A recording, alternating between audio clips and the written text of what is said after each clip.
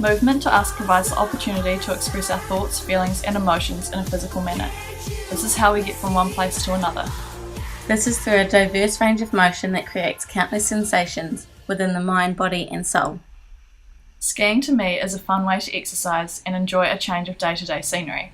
It is always an enjoyable day to spend with family and friends while still being challenged and stimulated by the environment. Skiing to me is a recreational activity that I am able to enjoy with family and friends in the winter season. It marks a time of being relaxed and stress-free during the university break. Whilst being recreational, I still know that I am benefiting from the physicality of the activity. To perform this movement, you firstly need to ensure that you have a low centre of gravity and a wide base of support. This is to help maintain your balance. Once balanced, you will proceed to slow down by creating flexion at the knees and inversion of the feet and ankles. By doing this, it will allow the inside edges of the skis to create more friction with the snow, therefore slowing down the skier or stopping the movement altogether. The main bones used in the movement are the femur, patella, tibia and fibula.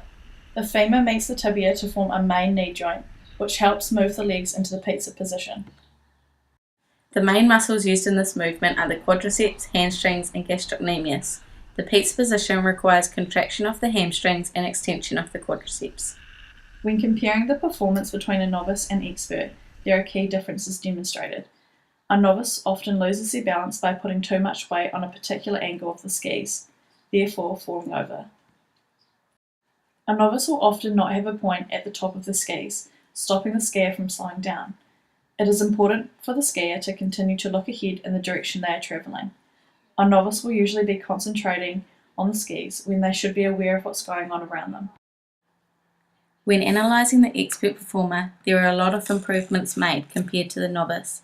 Firstly, an expert has control and balance over both their body and skis. As we have stated earlier, this is because they have a wide base of support and a low centre of gravity. Their weight is evenly distributed. This is recognised as someone who is not leaning to one side or too far forward. They create a clear pizza-shaped point with the front of their skis, thus allowing them to slow down and change direction.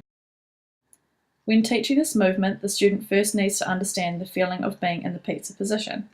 To do this, explain that the points of the front of the skis almost need to be touching. Next, have the student put themselves in this position on a flat surface, where they won't slide or lose balance. After explaining the position and having them performing the skill stationary, take the student to the lowest slope on the mountain, where they can practice performing the skill in a safe environment. Factors that could enhance the teaching of the skill could be demonstration from an expert performer, physical guidance from another skier, or using resources that help control the speed of the skier, for example restriction bands. When looking at the movement from a philosophical point of view, there are key understandings to be noted. When having a passion for skiing, people can develop a deep connection with the sport, environment and culture. This can be an important influence on the skier's future involvement in the sport, because if a negative experience were to occur, it can hinder future participation, and vice versa. From a scientific perspective, the movement can be heavily dependent on the conditions and equipment used.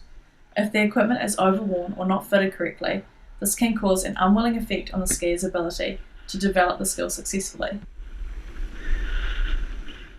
Likewise, if the conditions at the snow are too rough or not enough snow has fallen, then the skier will miss out on the opportunity to safely attempt the skill at their full potential. As skiers expand their skill set, they will need more advanced equipment, not only skis but helmets, bodyguards and more heavily protected gear for the more complex slopes on the mountain.